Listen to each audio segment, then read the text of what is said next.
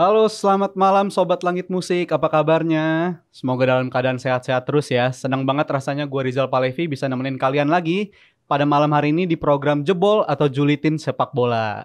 Ya, ini kita udah masuk di episode kelima dan juga sekaligus kita udah masuk ke hari ke-20 Ramadan ya. Gak terasa kita udah sekaligus ini 10 hari terakhir dalam Ramadan. Semoga berkah terus buat kalian yang merayakan dan juga semuanya kayaknya udah hawa-hawa lebaran udah mulai berasa nih. Jadi udah mode liburan semua. Tapi gue yakin lu kalian masih pada tetap semangat semua dan bakal temenin gue selama kurang lebih 1 jam ke depan buat ngulas pertandingan-pertandingan yang baru aja selesai akhir pekan lalu. Pertandingannya banyak banget akhir pekan lalu dan pada seru-seru semua. Yaitu diantaranya ada Liga Inggris, abis itu Liga Spanyol, dan juga ada persiapan untuk menuju UCL babak perempat final di tengah mulai nanti malam ya. Udah pada mulai pertandingannya, jadi gue harap kita bisa ngulas bareng-bareng nih pertandingan-pertandingan kemarin dan juga malam nanti.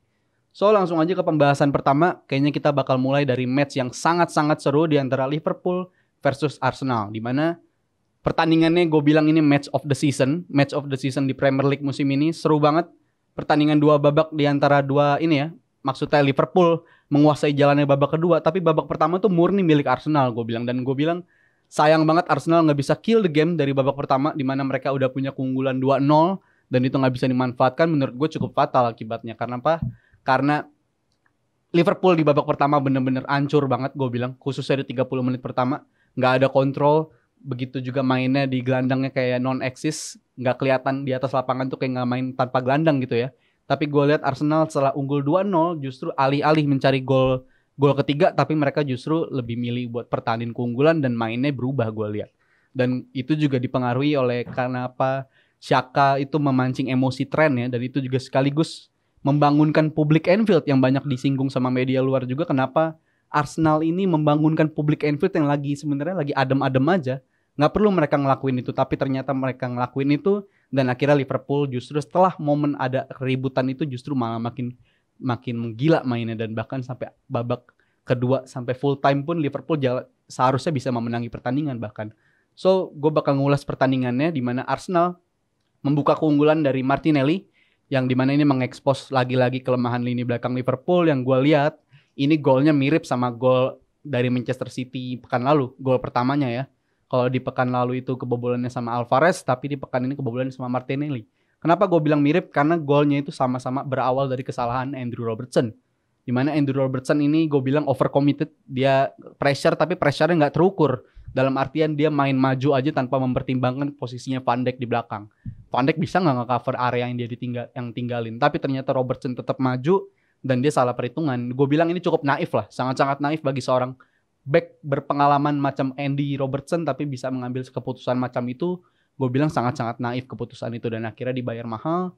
Dimana Van Dijk nggak bisa mengantisipasi dan juga dia juga udah terlalu banyak space yang bisa dieksploitasi sama Arsenal dan akhirnya jadilah kebobolan itu. Gol pertama bagi Arsenal. Dan setelah itu Arsenal gue lihat mainnya masih sangat-sangat nyaman. Liverpool sama sekali nggak bisa megang bola. Bahkan cuma 5 kali passing, 6 kali passing hilang bola karena Arsenal intensitasnya bener-bener tinggi banget. Arsenal ya just being Arsenal di musim ini. Mereka jadi tim paling kuat gue bilang di musim ini.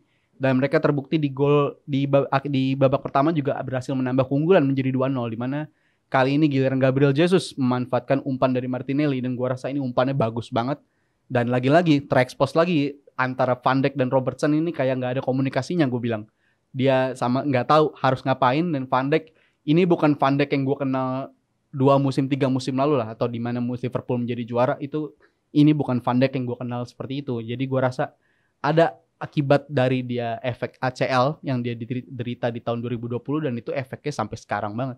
Di babak pertama juga kalau lu perhatiin ada momen di mana Van Dijk begitu gampang dilewatin sama Martinelli ya.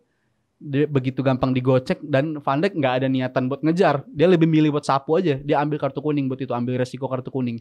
Tapi gue lihat itu kalau Van Dijk 2 tahun 3 tahun lalu itu udah bola dia banget lah. Itu bisa dia kejar.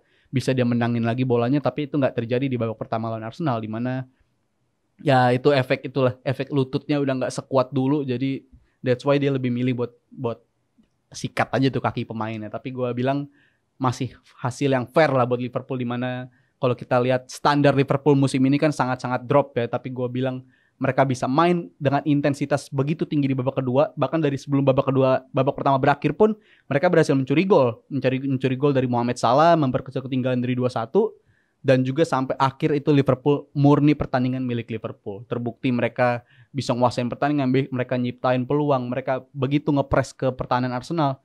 Sampai akhirnya mereka dapat penalti yang sayangnya nggak bisa dikonversi sama Mohamed Salah. Dan Salah sekarang tendangan penalti beruntun nggak masuk. Gua nggak ngerti Salah lagi kenapa. Nggak masuknya pun bukan ke tepis, tapi off target. Jadi gua rasa ini sangat-sangat apa ya? Gue bilang off day juga bukan off day buat Salah karena terakhir dia kan lawan Bournemouth di Maret lalu juga nggak masuk kan penaltinya. Dan sekarang lawan Arsenal nggak masuk juga, dua-duanya off target di area yang sama. Dia nendang ke arah sudut yang sama, tapi dua-duanya off target. Dan ini di luar Salah banget lah. Biasanya Salah itu yang gue kenal kalau penalti itu disapu aja. Tendangannya digebok kenceng gitu istilahnya, dikencengin aja. Yang penting masuk, nggak perlu kelihatan terlalu pinter gitu buat taruh bola, buat placing bola sebagainya. Tapi Salah biasanya sikat aja begitu. Tapi kemarin terbukti 2 tendangan penalti terakhir dia lebih milih buat naruh aja, dan itu gue bilang nggak efektif lah buat seorang Mohamed Salah ngambil teknik penalti seperti itu. Dan terbukti kemarin nggak gol, yang dimana seharusnya Liverpool bisa menyamakan kedudukan dari menit 50-an ya, tapi akibat dari nggak masuk ke penalti itu Liverpool terus berjuang. Akhirnya mereka buat substitution, Jota ditarik, abis itu Curtis Jones juga ditarik, walaupun Curtis Jones mainnya nggak jelek-jelek banget gue bilang kemarin. Dan akhirnya Thiago masuk, ya Thiago tetap jadi Thiago lah. Dia seorang magician buat midfieldernya Liverpool. Ini pemain yang sangat-sangat dirindukan sama Liverpool karena dia terus-terusan cedera. Dan gue bilang setelah masuknya Thiago justru intensitas Liverpool makin tinggi lagi. Banyak banget peluang yang seharusnya bisa dikonversi menjadi gol. Terbukti berdasarkan data statistik pun Liverpool sebenarnya punya expected goals sebesar 4. Jadi dalam artian Liverpool seharusnya bisa mencetak 4 gol dalam pertandingan itu, tapi alih-alih mencetak 4 gol, mereka cuma mampu mencetak setengahnya. Dan ada peluang sangat-sangat bagus juga dari Darwin Núñez, 1v1, one-on-one dengan goalkeeper, tapi nggak bisa dikonversi juga. Walaupun Ramsdale harus gue akuin ini pemain yang gue bilang man of the match lah di match lawan Liverpool kemarin. Dan akhirnya walaupun Liverpool terus berjuang sampai akhirnya dapat hadiah lewat gol Roberto Firmino di menit 87. Walaupun gue bilang agak telat golnya karena Liverpool bisa dapetin gol lebih cepat lagi seharusnya. Tapi nyatanya mereka nggak mampu ngelakuin itu, walaupun ya akhirnya kita dipaksa puas dengan skor 2-2.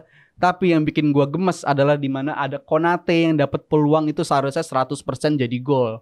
Di mana itu benar-benar peluang terakhir, itu peluang udah masuk injury time menit terakhir ya, itu Núñez udah placing sundulannya udah bagus banget. Tinggal dicolek doang istilahnya sama Konate, tapi Konate alih-alih menggunakan kepala atau kaki dia malah pakai dada. Jadi alhasil dia nggak dapet power yang diinginkan, dan bolanya begitu bolanya lepas dari Konate ya gampang ditepis sama si Ramsdale. Walaupun gue yakin itu susah juga, Ramsdale mungkin itu juga gambling juga ya, dia terbang itu hitung-hitungan ya sekedar terbang aja, tapi dia nggak nyangka mungkin kalau bolanya bakal ngarah ke dia. Dan alhasil setelah momen itu juga Arsenal dapat counter bagus banget, tapi nggak bisa dimanfaatin, itu juga dibayar mahal sih. Seharusnya Arsenal juga bisa menangin pertandingan. So, gue bilang kesimpulannya adalah ini hasil yang positif buat Arsenal. Sebenarnya dapat 1 poin dari Anfield, di mana mereka 10 tahun terakhir tuh nggak pernah menang di Anfield ini. Tapi hasil yang positif dengan cara yang sangat-sangat negatif, dalam artian mereka seharusnya bisa menang. Mereka seharusnya bisa memperlebar lagi jarak antara Arsenal dengan City, pesaingnya paling dekat di Premier League. Tapi mereka harus puas dengan 1 poin setelah leading 2 gol. Itu seharusnya nggak boleh terjadi buat tim yang sedang berjuang di papan atas ya. Apalagi saingan lo adalah City, margin of errornya sangat-sangat kecil. Next, kita selanjutnya, kalau lo berpikir kenapa Liverpool di babak kedua begitu ganas, tapi intensitasnya juga tinggi banget, tapi kenapa Liverpool nggak bisa ngelakuin ini setiap pekannya gitu. Dan ini juga hal yang gue selalu soroti bahkan dari jebol Julitin Sepak Bola ini sejak episode 1 atau 3 gitu ya, gue ngisi di sini, gue selalu bilang kayaknya ada masalah attitude sama pemain Liverpool ini. Dalam artian, kenapa ketika bertanding melawan tim besar, lu bisa main dengan intensitas begitu tinggi, selayaknya Liverpool yang kita kenal lah dengan Jurgen Klopp-nya. Tapi ketika lu berhadapan dengan tim-tim papan bawah, justru lu kehilangan identitas lu. Intensitas pressing lu gak setinggi ketika lu berhadapan dengan tim besar gitu. Dan itu yang terjadi ke Liverpool beberapa kali. Gue inget banget ketika bisa menang lawan City, tapi nextnya kalah sama Leeds. Abis itu bisa menang 7-0 dari MU, nextnya kalah dari Bournemouth. Dan itu terjadi terus-menerus gitu. Intensitasnya naik turun, dan naik turunnya drastis. Dan gue bilang ini sangat-sangat di luar karakter Liverpool. Dan kalau kita fair-fairan, sebenarnya masalah utama Liverpool apa ya? Sebenarnya masalah kolektif, di mana satu tim ini lagi drop performanya, nggak bisa main kayak musim lalu. Mungkin ada efek psikologis juga di mana mereka musim lalu ingin ngejar quadruple, tapi nyatanya cuma dapat 2, dan itu 2-nya pun trofi yang paling minim lah, paling bare minimum bagi tim besar gitu. Ini mana mereka cuma dapat FA Cup dan Carabao Cup, dan Premier League dan Champions League kayak justru lepas. Gua rasa ada kaitannya dengan efek psikologis dari para pemain Liverpool yang terkena dari momen di musim lalu itu dan terbawa sampai musim sekarang. Terbukti kayaknya Liverpool musim ini juga gapnya udah 12 poin dari 4 besar atau zona UCL, dan gue lihat sih ini gap yang jauh banget, sangat-sangat jauh, dimana walaupun kita ngomongin jarak Liverpool di peringkat 8 dengan peringkat 4, gapnya ini 12 poin, tapi kan di antara peringkat 4 dan Liverpool ini juga masih ada tim-tim yang berjuang gitu. Di antaranya ada Brighton, ada Aston Villa, ada Brentford, ada Newcastle, ada Spurs. Dan gue bilang mereka punya motivasi yang lebih daripada Liverpool musim ini, di mana Liverpool beberapa kali gue lihat juga Klopp ada indikasi kayaknya udah lepas aja lah. Terbukti juga gue sempat prediksi di channel sebelah, di mana gue bilang kayaknya Salah sama Van Dijk nih bakal di drop nih ketika lawan Chelsea, karena Klopp juga udah nggak ngeliat ada target yang mesti dikejar musim ini. Dan terbukti akhirnya Salah sama Van Dijk gak dimainin, Liverpool ya akhirnya nggak menang juga, walaupun kemarin akhirnya Van Dijk Salah diturunin dari awal, tapi ya sama aja tetap nggak menang juga. Praktis sejak kemenangan 7-0 dari MU itu, 7-0 di Anfield, Liverpool belum menang lagi sampai sekarang. Itu sebuah tanda tanya besar juga, kenapa lu bisa nyetak 7 gol tapi setelah itu jadi macet ngegolin. Ya ini harus jadi masalah yang segera dicarikan solusinya lah bagi Jurgen Klopp, dimana sekali lagi gue bilang, gue katakan 12 poin ini gap yang terlalu jauh. Tapi bukannya sombong, tapi gue lebih milih main tanpa European football sama sekali daripada harus masuk Europa League atau Conference League. Karena gue lihat Liverpool ini layaknya mainnya di Champions League. Tapi kalau nggak dapat Champions League, mendingan gak usah main sama sekali deh. Karena cuma buang-buang waktu doang. Gue bilang main di Europa League atau Conference League itu bukan tempatnya Liverpool. Mendingan kasih ke macam Newcastle, Spurs, atau Brentford juga kalau mereka mampu tampil konsisten. Brighton juga yang mendingan buat mereka gitu, lebih layak mereka, di mana Liverpool seharusnya nggak bertanding di liga seperti itulah. Tapi apakah tanpa UCL Liverpool masih bisa mendatangkan prospek-prospek pemain muda yang udah sekarang diincar gitu, macam gue sebut aja Bellingham, habis itu Mason Mount. Tapi gue bilang tetap bisa, walaupun Liverpool tanpa UCL pun ya kita harus fair juga, Liverpool ini salah satu tim terbesar di Inggris yang gue bilang pulling power atau daya tariknya masih kuat, gue bilang. Dan gue lihat pemain macam Mount, Bellingham ini kalau mereka mentalnya bener ya, bukan mental money grabber cuma nyari duit pindah-pindah gitu doang, gue bilang ya nggak usah. Tapi kalau mental mereka adalah mental untuk merevolusi lini tengah Liverpool yang udah pada expire nih pemain-pemainnya, ya tempat Liverpool ini paling tepat buat Mason Mount dan Bellingham, dimana lu punya prospek untuk tampil dalam waktu jangka panjang lah di depan publik Anfield. Dan gue bilang itu jauh lebih menarik daripada prospek gaji besar dan sebagainya. So kita tunggu aja rumor soal Bellingham ini beneran nggak dia bakal berseragam Liverpool, karena Liverpool juga udah dikonfirmasi bakal kehilangan banyak pemain di akhir musim nanti ya. Di antaranya Alex Oxlade-Chamberlain, Naby Keita, Roberto Firmino, James Milner sekalipun juga semuanya bakal hengkang. Jadi gue bilang nggak ada alasan lain bagi Liverpool selain ngejar midfielder yang udah disebutin tadi, yaitu Bellingham dan Mason Mount. Gue bilang ini bisa jadi momentum bagi Liverpool untuk kembali ke kayak musim lalu, ngejar quadruple lagi. Cukup dari Liverpoolnya gue rasa, dan kita bahas soal Arsenalnya. Dari segi Arsenal, apa yang bakal terjadi ke Arsenal? What next? Setelah mereka hilang poin penuh dari Anfield, hanya harus dipaksa bermain puas dengan hasil 1 poin aja dari Anfield. Tapi prospek Arsenal jadi juara tuh masih aman gak sih? Secara City masih punya tabungan 1 match ya. Gue bilang sih gak aman, sangat-sangat gak aman. Dimana gue berdasarkan pengalaman gue sebagai fans Liverpool, dimana gue pernah ngeliat dan pernah ngerasain apa yang dilaluin sama fans Arsenal sekarang. Dimana Arsenal, come on, mereka lagi unggul 6 poin tapi yang mereka pikirin udah Manchester City terus. Ini bener-bener gila, berarti indikasi kalau Manchester City ini tim yang gila banget. Dan mereka udah terbukti ngelakuin ini banyak banget di musim-musim mereka bersaing dengan Liverpool. Situasinya kan kayak gini kan, dimana di bulan periode Maret, April gini mereka rata-rata selalu bisa win streak sampai akhir musim. Dan itu hal yang harus diwaspadai. Karena kalau City bisa sapu bersih, di mana masih ada ketemu Arsenal juga di akhir bulan ini, ya City bakal jadi juara gitu. Jadi ini harus diwaspadai oleh Arsenal. Nggak bisa mereka bilang ini lawan City calculated loss lagi atau kekalahan yang udah diperhitungkan. Tapi kalau bisa jadi juara, karena at this point di titik ini sekarang siapapun yang bisa nyapu bersih pertandingan sisa sampai akhir musim, mereka yang jadi juara. Dan itu gue bilang cukup ideal sih bagi Arsenal, baik bagi Arsenal maupun bagi City, di mana istilahnya mereka berdua sekarang lagi ada di driving seat atau di kursi pengemudi di dalam kondisi ini. Ya arahnya, tujuannya ya lu sendiri yang nentuin. Kalau lu mau jadi juara, lu sapu bersih pertandingan sisa lu. Tapi kalau lu nggak sanggup ngelakuin itu, ya lu lepas. Lu nggak akan ada peluang untuk menjadi juara. Dimana butuh level konsistensi yang tinggi, dibutuhkan mentalitas yang tinggi juga untuk menghadapi City, dan juga faktor luck. Dimana selain lu bisa menang terus, itu kan bukan jaminan lu bakal jadi juara juga. Dimana City, ya gue bilang lagi, udah teruji.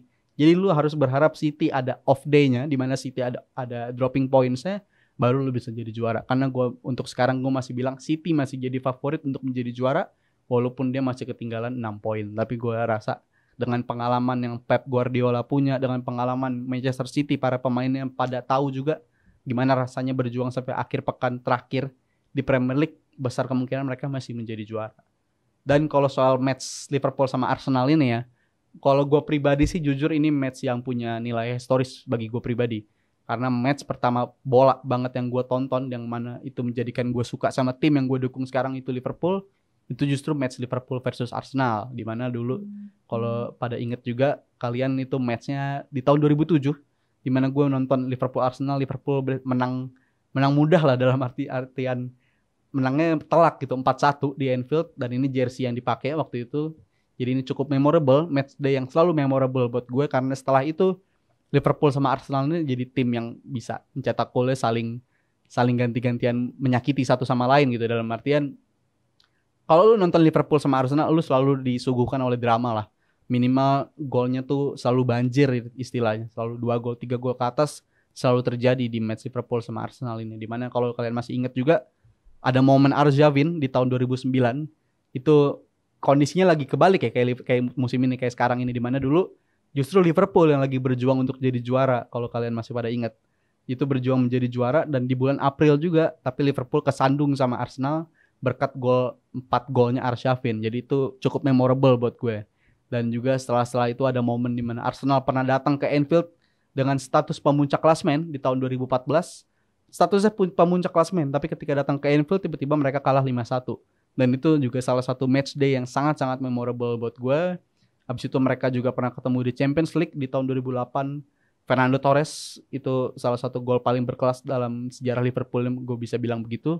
Dan juga untuk musim ini gue bilang lagi-lagi ada match yang bakal memorable selama 5 tahun 10 tahun ke depan, dimana di Emirates juga seru, skornya 3-2 Arsenal menang, dan di Anfield kemarin skornya 2-2 itu cukup memorable gue bilang. Jadi buat kedepannya bakal sulit banget bagi Arsenal, karena mereka seharusnya bisa menang dari Anfield dengan bawa torehan 3 poin, tapi nyatanya mereka nggak bisa ngelakuin itu. Jadi ya tugas besar lo adalah bertemu City di Etihad, dan itu bakal jadi nggak mudah banget gue yakin. Jadi untuk Liverpool Arsenal kayaknya cukup sekian. Jadi gue berharap di akhir bulan nanti ada cerita lebih menarik lagi dari Arsenal. So kita beralih lah dari pembahasan Liverpool Arsenal ke match Manchester United versus Everton, dimana ini menjadi 2 kemenangan beruntun bagi Manchester United plus clean sheet ya, dalam catatan ini plus clean sheet, dimana setelah mereka jadi juara Carabao Cup, jadi juara Carabao ya sekitar akhir Februari lalu ya. Setelah itu kan Manchester United gue bilang memasuki fase-fase sulit lah. Mereka dibantai sama Liverpool dengan skor 7-0. Habis itu kalah dari Newcastle, main jelek lawan Fulham walaupun menang, tapi harus diingat juga Fulhamnya down to 9 men ya. Kartu merah 2 orang, dan gue rasa itu United mainnya jelek banget lah. Habis itu nggak menang juga dari Southampton di kandang. Jadi gue lihat United waktu itu memasuki fase-fase sulit gitu. Tapi sekarang mereka berhasil mencetak 2 kemenangan beruntun lawan Brentford dan lawan Everton. Kalau lawan Brentford gue bilang tuh mainnya jelek. Jujur aja mainnya jelek. Tapi ketika lawan Everton kemarin, ya mainnya oke lah. Nggak yang bagus banget performance 10/10 gitu nilainya, tapi oke. Cukup banget bagi lu untuk menangi pertandingan di Premier League dengan performa macam itu. Dimana gue lihat kemarin juga unik juga, skornya 2-0. Gol dari McTominay dan juga Martial memastikan kemenangan Manchester United dan menjaga asa mereka di zona 4 besar. Karena ini yang dibutuhin sama Manchester United sekarang kan, zona 4 besar. Karena ini target mereka di awal musim, ya jujur aja kalian fans Manchester United, dari awal musim kalau gue bilang United bakal jadi juara Carabao Cup, United bakal bertanding di semifinal FA, terus bakal bertanding di babak quarter final Europa, habis itu bertengger di peringkat 4 klasemen, kalian bakal senang kan. So ini yang kalian lagi nikmatin sekarang. Jadi gue bilang United sekarang lagi ada di track yang benar, di mana mereka ada di zona UCL so far. Dan ketika lawan Everton kemarin mereka juga ngelakuin rotasi karena mereka juga jaga-jaga ya. Karena ini lagi memasuki bulan yang sulit, bulan-bulan yang padat banget di mana mereka harus bertanding di 3 kompetisi yang berbeda. Tapi kemenangan lawan Everton ini sangat-sangat bagus lah. Dalam arti kenapa gue bilang bagus? Karena di luar dugaan gue. Justru United kan dari awal menurunkan Bruno dan Sabitzer ya dari awal ya. Tapi gue expect tadinya Bruno yang akan main sebagai number 10 atau di belakang striker, dan Sabitzer yang bakal jadi penyeimbang di tengah atau double pivot yang menemani McTominay. Tapi nyatanya United kemarin merubah skema tersebut di mana Bruno justru yang main lebih dalam, dia lebih banyak jemput bola di belakang, dan Sabitzer yang main di role number 10. Gue lihat bagus, berjalan dengan sesuai rencananya Ten Hag gue lihat. Dan gue nilai juga si Sabitzer ini main kayak di era mudanya dia lah, di era walaupun dia belum tua-tua banget, tapi di era maksudnya di era Leipzig-nya, di mana dia main begitu, role-nya begitu lepas gitu kalau udah di sepertiga lapangan terakhir. Dan gue bilang ini bisa dimanfaatkan oleh Ten Hag menjelang akhir musim, di mana Ten Hag kan belakangan juga dari awal musim lah selalu kesulitan dalam menemukan pemain number 10 yang sesuai skema dia gitu, yang dia inginkan, fungsi yang dia inginkan. Gue harap Sabitzer bisa menjadi jawaban untuk role number 10 tersebut di United ini. Dan kalau Bruno juga, ini justru Bruno yang gue bilang agak khawatir gue. Karena bisa nggak dia tampil konsisten di double pivot tersebut, ngisi posisi itu, karena posisi itu nggak mudah buat dimainkan ya. Tapi gue lihat kemarin lawan Everton ada secerca harapan lah dari situ. Kenapa gue bilang ada secerca harapan? Karena Bruno juga opsi passing yang dia pilih di match tersebut selalu on point. Beberapa kali dia ngasih passing itu langsung long ball, dan itu menemukan si Anthony ya. Sayangnya Anthony nggak bisa mengkonversi peluang, banyak banget padahal peluangnya. Tapi gue bilang Bruno punya potensi main di situ, tapi juga harus menyesuaikan lawannya siapa. Karena kalau dia main di double pivot tersebut, tapi lawan adalah macam tim-tim yang mainnya high pressing, macam Liverpool, Arsenal, City, gue bilang Bruno bakal kesulitan. Jadi gue harap United bisa menyesuaikan, karena dia juga sekarang gelandangnya udah pada balik nih, di antara Eriksen, Casemiro sekarang udah bisa full team lagi United, dan bisa menyesuaikan lah kapan lu harus mainin Bruno sebagai number 10, kapan lu harus memainkan Bruno sebagai sayap, kapan lu harus memainkan Bruno sebagai double pivot. Itu semua harus disesuaikan, dan gue bilang ini United lagi ada di titik yang menguntungkan, di mana para gelandangnya udah pada balik. Jadi kita bisa lihat karena di akhir nanti kan lawan United juga mix ya, ada yang berat, ada yang relatif mudah, tapi kita lihat aja gimana skemanya Ten Hag dalam menyikapi sisa pertandingan ini, dan juga di kompetisi-kompetisi lainnya. Dan juga yang gue soroti yaitu peran pemain lain, yaitu seorang Jadon Sancho, di mana ini pemain yang didatangkan dengan harga yang fantastis, sekitar 90 juta pounds. Tapi rumor yang berkembang minggu lalu itu mengatakan kalau Ten Hag udah kehabisan kesabaran nih dengan anak asuhnya si Sancho ini, di mana kalau kita ingat juga di periode Piala Dunia lalu tuh di akhir 2022, Sancho ini kan sempat diasingkan ya, dalam artian sempat dikirim ke di kampung halamannya Ten Hag. Bukan kampung halaman sih, gue nggak tahu info pastinya, tapi dia dikirim di daerah Belanda itu, dia disuruh berdamai lah dengan kondisi mentalnya dia. Dan setelah itu gue setiap nonton United, Sancho kelihatannya udah balik tuh di momen dia abis kena treatment dari Ten Hag itu. Tapi abis itu justru lambat laun mainnya balik lagi kayak Sancho di awal musim, angin-anginan.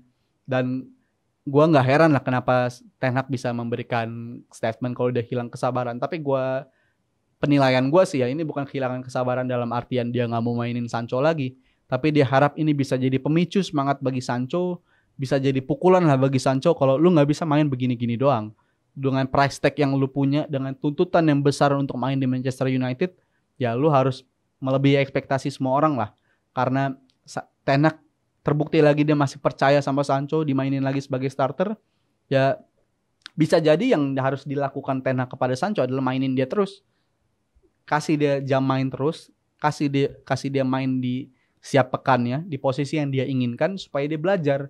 Karena setiap dia main udah mulai dapat ritme nih, kalau gue perhatiin musim ini, setiap dia udah mulai dapat ritme, pasti dia dicadangin. Dan itu biasanya Sancho kehilangan momentum di situ.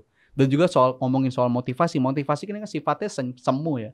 Dalam artian sementara aja gitu. Bisa jadi Sancho sekarang motivasinya tinggi gitu, lagi mainnya lagi, bagi moralnya lagi bagus, tapi kan bisa aja di minggu ke depannya dia drop lagi. Dan itu gue yakin dia yang butuh banget dari dia sekarang adalah jam main, dimana setiap pekannya dia harus dimainin.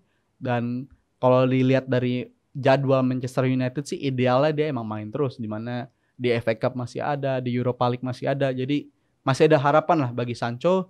Terlebih Sancho ini kan gue lihat juga mainnya agak berubah daripada dia di Dortmund, karena dia beda banget di United. Dia nggak punya striker yang bisa dia kombinasi lah, pantul-pantulin sebagainya. Kalau di Dortmund kan punya Haaland, tapi di United dia nggak punya. Dan juga selain dari lini depan, lini belakang juga nggak ada yang gue lihat fullback atau back sayap itu yang chemistry-nya sama gitu, chemistry-nya kuat dengan Sancho.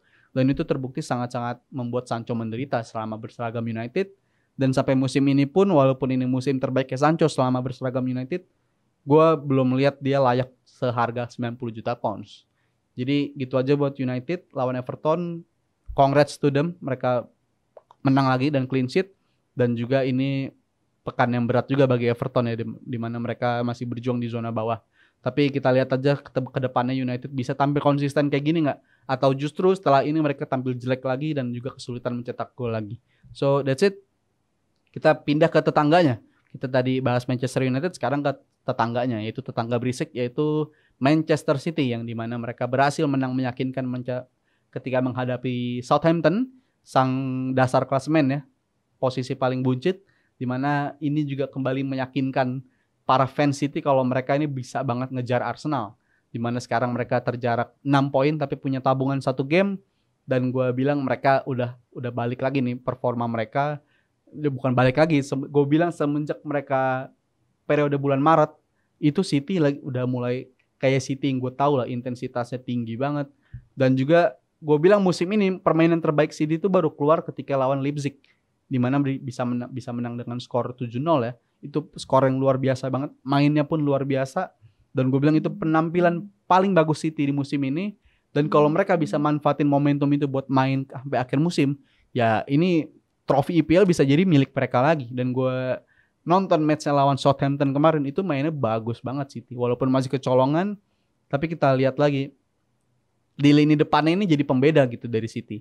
Dari Grealish-nya juga mainnya makin kesini makin nyetel banget gue bilang. Dan ini mungkin bisa jadi periode paling nyaman dan paling enak buat ditonton si Grealish ini, dimana dia kelihatannya pede banget. Semua hal yang dia lakuin kayaknya bakal berubah jadi gol gitu. Ini positif banget dari Grealish, dimana dia juga menyumbang assist ya untuk Erling Haaland, yang Haaland mencetak gol ke-30-nya. Gue gak ngerti lagi nih, udah pekan ke-30 sih, udah menjelang akhir musim, tapi baru sekarang gue ngeliat ada pemain yang bisa masuk di pekan 30 dengan torehan 30 gol. Ini di luar nalar lah, ini gila banget. Ini sebuah fenomena kalau gue bilang jujur aja.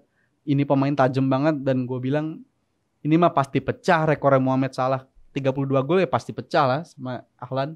Udah 30 gol, masih sisa 9 match lagi. Buat City ya, buat match City masih 9 match lagi ya. Jarak 2 gol kekejar lah. 1 kali hat-trick juga udah pecahin rekor ini Haaland. Jadi ini gue gak pernah ngeliat striker setajam ini. Dan gue udah pernah ngeliat striker macam Henry, Luis Suarez, Mohamed Salah. Dan mereka juga tajam banget.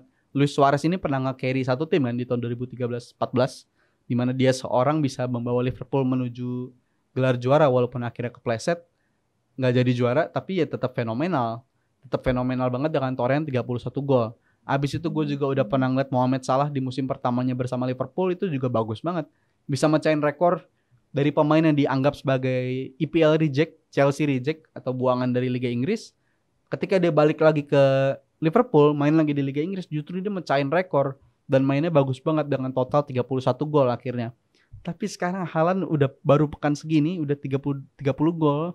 Ya ini ya lagi-lagi sebuah fenomena. Gue ngeri banget. Dan kalau gue bilang, kalau City sampai juara di akhir musim, mereka harus berterima kasih banget sama seorang Erling Haaland, karena kerap kali dia jadi pembeda.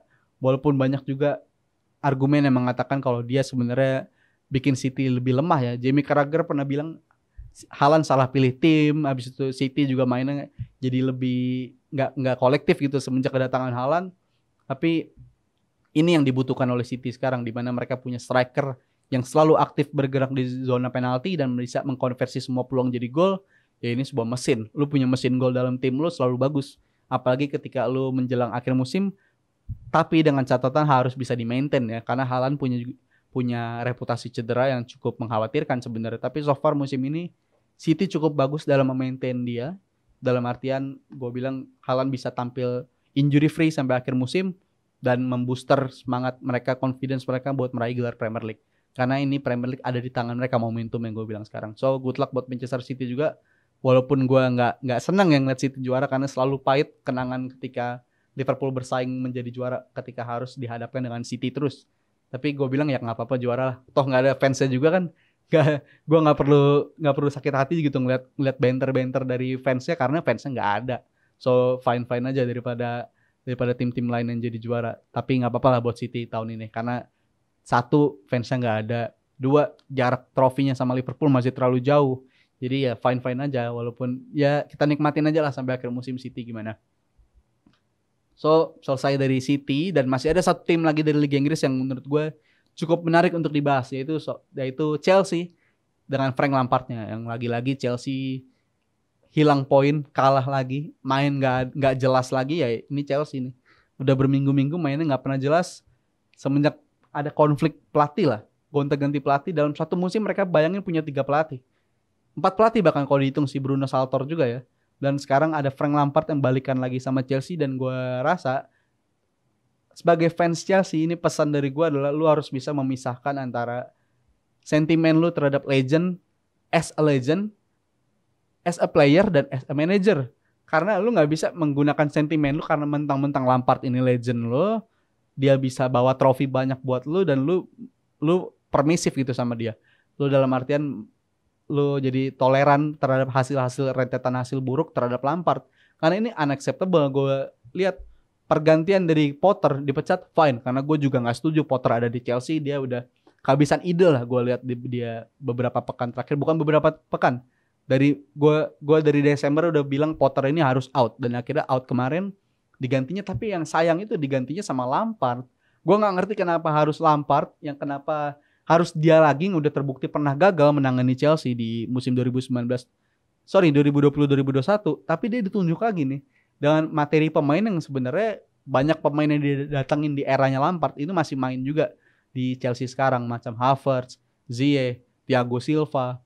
Habis itu di lini tengahnya juga masih ada si Kovacic kan juga bagusnya di era Lampard ya. Jadi gue bilang ini keputusan yang keliru lagi-lagi dari Chelsea. Nggak jelas plannya, blueprintnya musim ini mau dibawa kemana. Blueprintnya Bully, sang pemilik klubnya, nggak jelas tujuannya apa. Nggak bisa lu cuma hambur-hamburin duit doang demi ngejar trofi instan gitu. Walaupun itu cara Chelsea banget ngejar trofi secara instan ya. Tapi kalau soal Chelsea yang dulu di era Abramovich kan dengan tuntutan yang tinggi, pemilihan pelatihnya juga rata-rata tepat, pemilihan pemainnya juga tepat. Tapi di era Bully ini nggak jelas. Pemain dihubungkan dikit dengan timnya diangkut. Karena sekarang Chelsea gue hitung-hitung punya 11 pemain depan, dan gue bilang 11 pemain untuk posisi yang cuma buat 3 orang di depan nih. Dalam artian lu cuma bisa mainin 3/11 setiap pekannya, dan ini nggak ideal banget bagi sebuah tim. Terbukti mereka kemarin kalah dari Wolves dengan skor 1-0, gol yang fantastis dari Matheus Nunes dengan skor 1-0.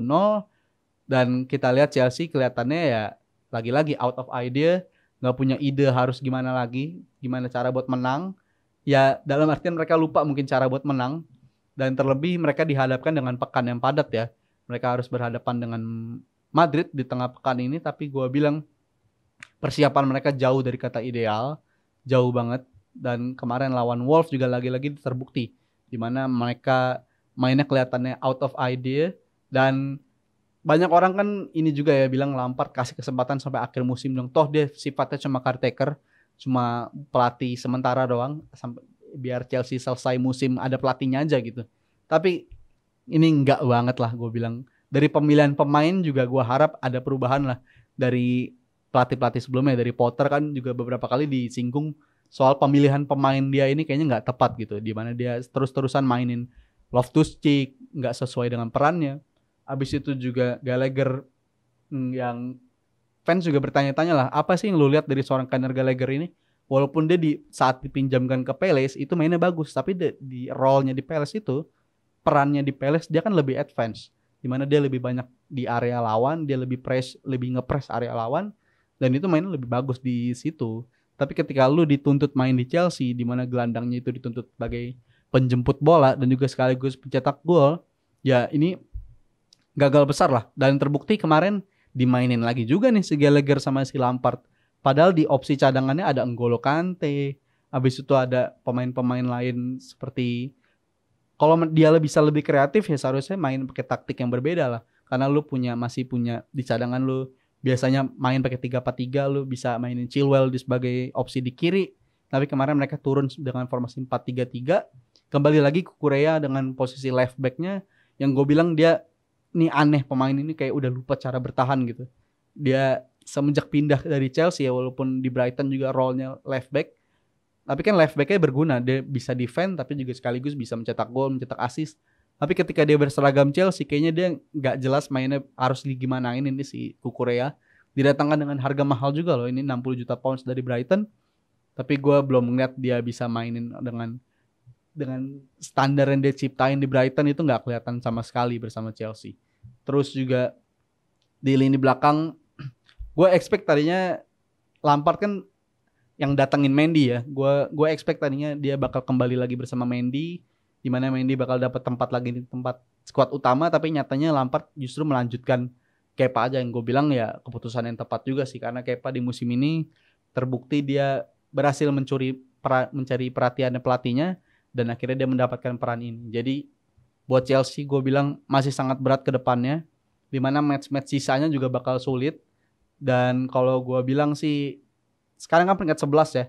Biasanya pelatih itu tim itu kalau habis ganti pelatih ada istilahnya manager bounce, atau para pemain ini moralnya pada naik. Tapi di Chelsea kelihatannya nggak kejadian, di mana para pemain juga kelihatannya masih apa ya, kayak nggak ngejar apa-apa gitu musim ini. Gue prihatin juga ngelihatnya. Tapi ya kita lihat aja. Gue bilang sih prediksi gue Chelsea nggak bakal tembus 10 besar juga. Atau ada potensi justru gue bilang justru turun peringkatnya. Nggak cuma sekarang kan 11, bisa jadi definisi 12 atau 13. Karena gue nggak yakin itu sama Lampard. Ini salah satu pelatih dengan winning rate paling kecil di Premier League, sangat-sangat minim rate-nya, dan dia sekarang dipercaya lagi buat nahkodain Chelsea dengan para pemain yang mix-nya ada pemain bintang dengan harga mahal banget. Ya gue bilang ini bukan pilihan yang tepat dan lu hanya menuju kehancuran aja lah ketika lu memilih Lampard. Tapi positifnya adalah mungkin Bully udah banyak belajar dan dia nggak mau terburu-buru lagi ngambil keputusan dari soal pelatih ini, di mana dia lebih pilih buat sabar sampai akhir musim. Biarin musim ini hilang dulu, korbanin musim ini dan fokus ke musim depan. Dari awal musim dengan manajer baru, kasih dia pramusim, kasih dia pemain yang dia inginkan, dan juga bersihin pemain-pemain yang nggak dia inginkan. Dan itu gue bilang ya ada positifnya juga sih. Tapi ya itu lagi-lagi jangan salah paham ya. Gue hanya pertanyakan kenapa Lampard. Jadi itu aja. Tapi kalau soal sekarang mereka tujuannya untuk mencari pelatih yang tepat, ya gue setuju. Karena pelatih yang tepat juga lo harus butuh kesabaran buat ngebangun tim. Dan juga harus dikasih dari start awal musim bareng-bareng lah. Kalau bisa pramusim bareng-bareng. Jadi buat Chelsea gitu aja ya. Prediksi gue justru peringkat lu bakal turun. Nggak cuma di peringkat 11 doang. Kita beralih ke pertandingan yang jangan lupa Sobat Langit Musik, ntar malam bakal ada Champions League lagi. Dimana ntar malam ada match antara Munchen versus City. Dan juga ada ini ya. Ada wakil-wakil Italia juga ada yang main nanti malam nih. Jadi menarik banget pertandingan nanti malam. Tapi gimana sih pertandingan ini? Nah ini kan juga pertandingan yang sangat-sangat apa ya, bisa dibilang final yang kepagian lah. Dimana banyak orang expect City sama Munchen ini bakal nyampe final. Tapi nyatanya mereka ketemu di sini dan bagannya justru bagan tersulit di Champions League musim ini. Dimana di bagan kiri nih ada City, ada Munchen, habis itu ada Real Madrid dan ada Chelsea. Jadi gue bilang ini bagan yang neraka istilahnya. Dan juga kalau soal match, khususnya match Munchen versus City ini bakal gimana? Ya gue bilang justru momentumnya lagi ada di City. Karena gue ngeliat City so far tim terbaik di Eropa sejauh ini. Mainnya ngeri banget. Dan gue bilang mereka seharusnya bisa menang dari Munchen. Tapi Who knows juga, Munchennya sekarang juga habis transisi ganti pelatih ya, dimana dia sekarang mendatangkan Thomas Tuchel, dimana pelatih ini punya reputasi yang bagus juga ketika datang di tengah musim bersama Chelsea, dan juga habis itu dia berhasil membawa Chelsea menjadi juara. Dan juga Tuchel ini juga salah satu pelatih yang disegani lah di Eropa, karena sebelum dia jadi juara di Chelsea pun dia sempat membawa PSG itu ke final champion, tapi dengan taktik konservatif yang gue bilang. Dia bukan taktik negatif, jadi gue koreksi dulu, taktik dia ini bukan yang negatif football gitu, nggak cuma bertahan doang ngarapin serangan balik, enggak, tapi dia lebih konservatif, di mana permainannya nggak yang atraktif banget. Dia lebih milih buat main aman, manfaatin counter, tapi ya dengan tujuan yang jelas gitu, nggak cuma asal bertahan harap-harap bisa golin. Tapi kalau Tuchel ini emang plannya begitu konservatif banget. Jadi apakah bisa jadi penghambat? Bisa jadi, karena Tuchel punya reputasi, gue bilang tadi, punya reputasi bagus ketika menghadapi City. Jadi dan juga di interview tadi sore juga Tuchel mengatakan kalau dia mulai kesulitan untuk tidur ya, karena dia bikin otaknya itu lagi diputar banget gimana sih cara buat ngadepin City, karena squad yang dia milikin bersama Chelsea dengan Munchen kan pastinya berbeda, dan lu butuh pendekatan yang berbeda juga dong pastinya ketika menghadapi City yang sekarang.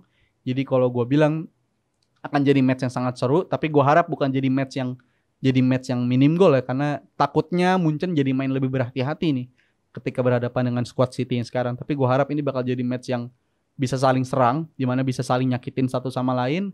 City-nya harusnya bisa golin juga, nyuri gol dari Munchen, dan juga Munchennya seharusnya bisa memanfaatkan kelemahan yang dimiliki City di lini belakang. Walaupun kelemahan itu juga standarnya bukan yang lemah-lemah banget City. Tetap lu harus usaha ekstra lah untuk bisa mencetak gol ke gawang City. Tapi kalau dari sisi City, gue lebih unggulkan City sih untuk di babak perempat final ini menghadapi Munchen.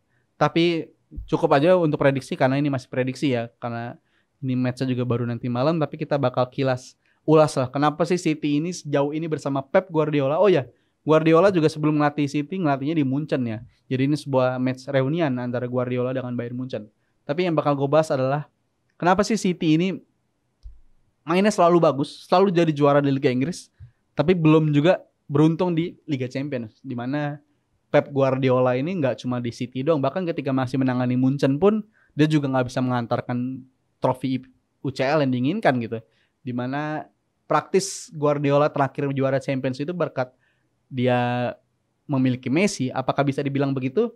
Apakah cuma karena Messi doang dia jadi juara? Ya kemungkinan iya juga sih. Karena di 2011 itu kan mereka jadi juara ya dengan meraih sextuple, bahkan mereka juara banyak banget Barcelona di musim itu. Ya terbantu banget sama Messi, Xavi, Iniesta-nya mainnya luar biasa banget. Dan setelah itu praktis Guardiola nggak pernah lagi juara Champions League. Dia kan diharapkan ketika didatangkan ke Munchen, didatangkan ke City, diharapkan bisa merebut trofi itu. Tapi dia sejauh ini belum bisa ngelakuin itu. Tapi apakah musim ini bisa? Ya maybe just maybe. Karena musim ini dia punya Haaland kan. Haaland ini monster banget dan bisa jadi pembeda di musim ini. Tapi kalau kita kilas ya, gue tadi mau ngajak kalian kilas balik. Guardiola ini punya rekor yang sebenarnya bagus. Bagus banget kalau di UCL, win rate-nya cukup tinggi. Tapi selalu di momen-momen penting, justru di momen paling krusial di musim itu, untuk lu meraih juara, justru lu terpleset. Dan itu kerap kali terjadi. Bahkan bersama Munchen pun selalu kurang beruntung lah, apes. Dimana mereka tersingkir itu sama Real Madrid, abis itu sama Barcelona. Dan di musim setelahnya juga tersingkir lagi kan sama waktu itu sama tim dari Madrid juga, tapi Atletico. Jadi gue bilang justru di match yang di mereka diunggulkan, mereka kalah. Dan ketika Guardiola nggak bisa mengantarkan trofi UCL ke Munchen, di mana Munchennya bahkan abis treble winners loh. Abis itu dilatih sama Guardiola juga nggak bisa jadi juara. Dan Guardiola mencoba peruntungan lain bersama City dengan duit unlimitednya, ciri khas City lah. Bisa mendatangkan siapa aja dengan harga berapa aja. Dia juga tetap gak bisa mengantarkan trofi UCL. Dan lebih memprihatinkan lagi, kalau tadi Munchen kan kalahnya dari tim-tim yang emang akhirnya keluar jadi juara ya, dimana itu ada Barcelona dan Real Madrid. Tapi kalau soal City, ini lebih mengkhawatirkan rekornya, dimana kalahnya ini selalu sama tim-tim yang seharusnya calculated win gitu kalau gue bilang. Dimana di musim pertamanya Guardiola itu tersingkir sama AS Monaco, walaupun Monaco-nya emang harus diakui pemainnya bagus-bagus di musim itu. Di musim keduanya Guardiola itu tersingkir sama Liverpool, tim sesama Liga Inggris, tapi dia di liganya sempat superior dari Liverpool, tapi di Champions League melempem. Kita nggak tahu kenapa tuh faktor. Kalau Guardiola sih menyalahkan faktor Anfield, yang jadi pembeda di antara match tersebut. Tapi di musim setelahnya juga tersingkir lagi dari tim Liga Inggris, sesama tim Liga Inggris yaitu Spurs. Di musim selanjutnya lebih memperhatinkan lagi, tersingkirnya dari Lyon. Abis itu udah deket banget nih sama trofi UCL, mereka main di final, kalah dari Chelsea. Dan di musim kemarin kalah dengan cara paling gak beruntung yang pernah gue lihat lah, dimana Madrid bisa nyetak 2 gol di babak injury time. Itu salah satu momentum bola yang bakal selalu gue inget sampai kapanpun lah, karena itu salah satu match paling memorable. Dan lagi-lagi menambah penderitaan City. Kenapa City selalu nggak beruntung bersama Pep Guardiola di babak krusial Liga Champions. Tapi kalau untuk musim ini gue juga harap-harap cemas City bisa juara apa enggak. Semoga aja sih enggak ya, supaya City jangan sampai punya trofi UCL. Kalau Liga Inggris nggak apa-apa lah, tapi kalau UCL jangan sampai. Kenapa gue bilang gitu? Tapi kalau bisa gue simpulkan, kenapa City ini bersama Guardiola nggak pernah jadi juara di Liga Champions? Gue selalu punya pendapat kalau lu mau jadi juara Champions, lu harus punya 3 komposisi. Di antaranya adalah luck atau keberuntungan, setelah itu kualitas, dan juga mental. Dimana Guardiola ini ya kalau soal kualitas nggak perlu ditanyakan lagi. Tiap musim tim yang dia latih selalu punya kualitas lah. Abis itu mental dan luck ini justru kadang nggak dimiliki oleh Manchester City dan Guardiola. Dia selalu kayaknya kelihatannya bakal menang gitu. Kelihatan di setiap musim City bakal gugur tuh, setiap City musim gugur itu kelihatannya mereka bakal menang. Kayaknya udah kelihatan banget mereka bisa curi hasil dari match tersebut. Tapi entah kenapa mental pemain tiba-tiba di menjelang akhir drop. Kayak contoh paling deket ya match lawan Madrid kemarin. Itu juga ada faktor luck. Jadi ini benar-benar pure gak beruntung dan soal mental dari para pemain City ini yang bermusim-musim padahal udah tampil konsisten di UCL, tapi kerap kali mereka gak belajar-belajar gitu istilahnya. Tiap tahun mereka gak belajar sama sekali dari pengalaman yang sangat-sangat mahal dan menyeramkan ya. Prospek main di UCL itu sangat-sangat kejam loh. Dimana tim-tim terkuat di Eropa dan bisa saling menggugurkan satu sama lain. Tapi ya kita lihat City selalu gak seberuntung itu, dan Guardiola selalu istilahnya apa ya, selalu membuat hal yang simple menjadi rumit. Itu tipikal Guardiola selama melatih City. Hal-hal yang seharusnya simple tapi dibuat rumit sama dia, alhasil nggak pernah jadi juara sampai sekarang. Dan kalau untuk prediksi Munchen sama City, gue bilang City. Dimana Guardiola gue yakin kayaknya musim ini bakal masuk final lagi nih. Tapi ya masuk final, tapi harus kita pertimbangkan juga. Dimana ada match selanjutnya itu ada Madrid, dimana kan gue bilang itu ada satu bagan ya.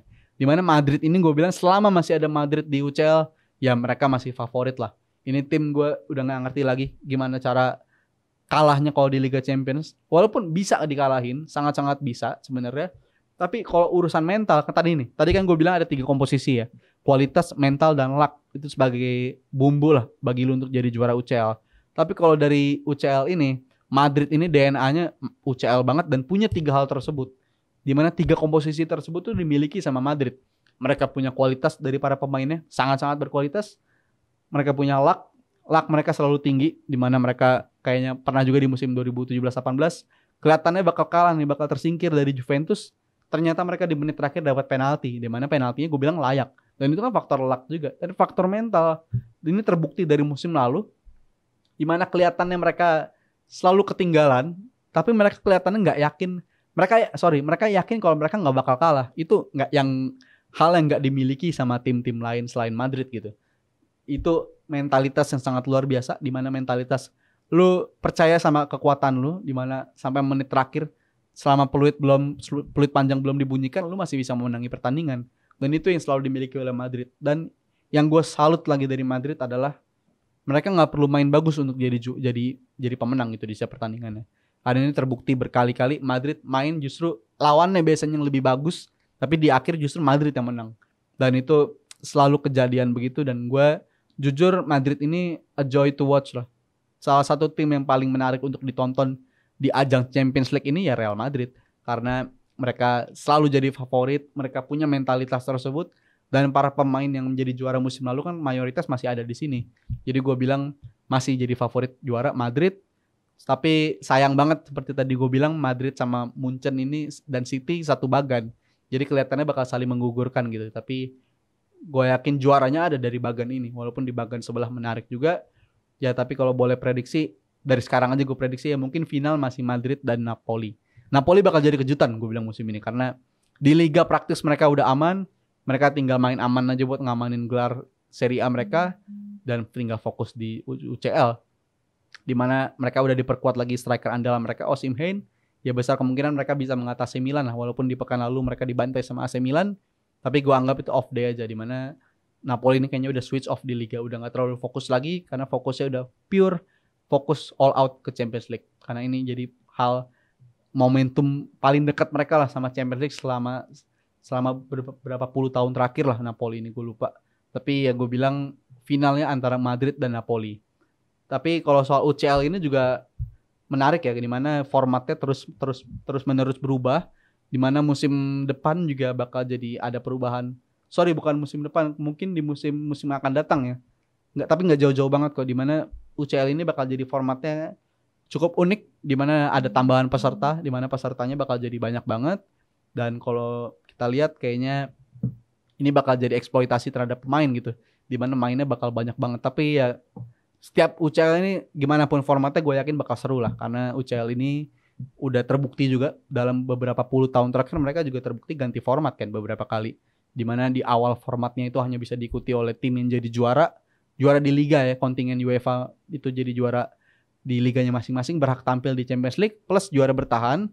Itu formatnya selalu begitu tuh selama berpuluh-puluh tahun, sampai akhirnya di periode 90-an Champions League ganti format ya kan, yaitu ada format ditambah fase grup dan juga fase knockout. Itu juga sangat-sangat menarik, dimana itu juaranya udah juga beragam ya. Kalau di awal-awal munculnya Champions League justru juaranya cenderung itu aja, dominasi Real Madrid, Benfica, sebagainya. Tapi ketika abis itu Inggris juga sempat dominasi, tapi ketika format baru justru itu juaranya banyak yang gak ketebak lah. Macam Dortmund tiba-tiba bisa jadi juara, abis itu Desailly juga timnya ya, si Desailly Legend itu pernah jadi juara juga. Jadi Milan juga sempat jadi juara dengan skuad yang fantastis di era itu.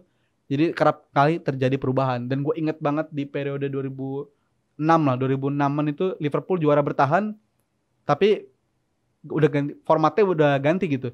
Biasanya kan juara bertahan bisa tampil di Champions League kan, tapi di waktu Liverpool jadi juara di tahun 2005, itu kan otomatis berarti ikut dong di Champions League di musim berikutnya, tapi mereka harus berjuang di fase knockout dulu.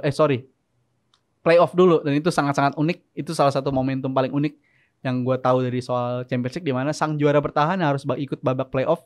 Itu cuma Champions League yang punya sistem kayak begitu mungkin, di mana sang juara bertahan dipaksa ikutan playoff dan untungnya bisa lolos ya Liverpool waktu itu.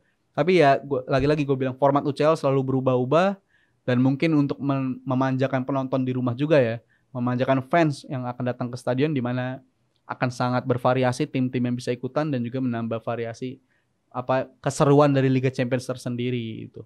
Dimana kalau gue bilang format UCL paling gue favorit sih ya belakangan ini, di musim-musim sejak musim lalu, dimana UEFA juga bikin terobosan kan untuk menghapus away goals. Yang tadi itu termasuk salah satu bahasan gue tuh, soal format UCL terus menerus berubah dari sepanjang periode, dimana tadinya akhirnya di periode 70, 80-an, 90-an tuh akhirnya muncul away goals kan, dimana agresivitas gol tandang dihitung, dimana itu jadi sangat-sangat menguntungkan bagi tim yang bisa mencuri gol di kandang lawan. Itu besar kemungkinan lu bakal lolos. Tapi berkat pertimbangan UEFA sejak musim lalu, di musim 2021-22, akhirnya format away goals itu dihapus. Dan salah satu alasan dihapusnya adalah supaya tim-tim ini punya keadilan lah, dimana kan biasanya nggak dianggapnya nggak adil gitu, dimana tim yang bisa nyetak away goals ya 70% bakal lolos, datanya statistiknya begitu. Kalau lu bisa nyetak away goals atau gol di kandang lawan, 70% lu bakal lolos. Tapi setelah itu dihapus karena dianggap nggak adil. Karena kalau away goalsnya dihitung, biasanya itu kerap kali akan mengantarkan pertandingan ke babak extra time atau bahkan adu penalti. Itu dianggapnya nggak adil di situ, karena tim yang bermain sebagai tim tuan rumah di leg pertama nggak punya kesempatan yang sama kan dengan lawan yang main di kandangnya, dan menggunakan format away goals itu memaksa mereka tampil di babak extra time. Itu yang jadi pertimbangan lah soal keadilan tersebut. Dan gue rasa setelah adanya begini jadi seru banget. Ada pertanyaan dari salah satu sobat Langit Musik, Bang, lu setuju gak sama ESL Super League? Nah jujur gue juga kecewa juga sih sama itu ya, sama apa tuh tadi, format UCL yang bakal berubah. Tapi kalau ditanya soal format ESL itu gue setuju apa enggak, jujur gue gak setuju. Karena gue bilang ini ya akal-akalan aja lah. Walaupun gue baca pedomannya ya, pedoman ESL itu bagus banget pedomannya, di mana memperhatikan sepak bola wanita, tim-tim juga bakal diperketat soal anggarannya, itu bagus sebenarnya untuk mencegah hal yang nggak diinginkan gitu dalam format sepak bola. Tapi gue bilang estetikanya bakal hilang justru. Ini cuma liga yang ngejar duit doang, akal-akalan doang. Kalau untuk liga gue sangat-sangat tujuannya ya Champions League lah sampai kapanpun, walaupun nantinya bakal ada isu eksploitasi sebagainya. Gue harap ada titik terang atau ada jalan tengah di antara para tim dan juga para stakeholder di UEFA untuk bisa memperhatikan kesejahteraan pemain. Karena Champions League ya irreplaceable gue bilang, nggak bisa digantikan, dimana formatnya itu sangat-sangat menarik ya, selalu ada kejutan-kejutan tiap tahun, selalu ada dramanya lah tiap tahun. Jadi berat hati bagi gue untuk bisa bilang setuju sama ESL. Jadi gue bilang no tuh buat si Super League, itu big no lah. Gue harap nggak pernah terjadi, itu bakal jadi mimpi buruk bagi sepak bola khususnya di Eropa ya, karena Super League ini bakal ngerusak semua aspek. So kayaknya kita juga udah penghujung, dan gue mau bahas sedikit dari soal Real Madrid ya. Tadi juga sempat gue singgung persiapan mereka menjelang UCL. Gue bilang ideal karena di pertandingan kemarin, di akhir pekan kemarin, mereka melakukan rotasi terhadap mayoritas pemainnya, pemain-pemain utamanya dicadangin. Tapi sayangnya mereka kalah, karena gue yakin mereka juga udah nggak ngejar juara kok di liga ini, karena udah jaraknya udah terlalu jauh. Dan Barcelona juga walaupun nggak menang, tapi ya dalam artian udah nggak kekejar juga gitu sama Madrid. Dimana Barcelona cuma bisa tampil seri ya, 0-0 lawan Girona, dan ini bukan pukulan berat lah buat Barcelona, tapi pesta juaranya harus di-delay, nggak bisa secepat itu mungkin juaranya. Tapi kalau soal itu Madrid kayaknya udah nggak ada harapan, dan mereka bisa fokus di Liga Champions saja.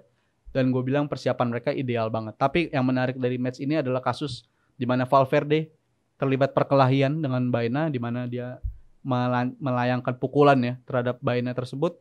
Tapi gue bilang ini sangat-sangat personal. Gue juga nggak setuju banget sama hal yang dilakukan oleh pemain Villarreal tersebut, di mana ini udah menyinggung personal, bahkan udah keluarganya, yaitu ancaman soal kematian atau apalah, menyinggung soal kematian anaknya, anak yang nggak bakal lahir apa bla bla bla. Itu juga too much lah, itu terlalu berlebihan. Dan pukulan dari Valverde itu ya mungkin itu luapan emosi di dalam lapangan.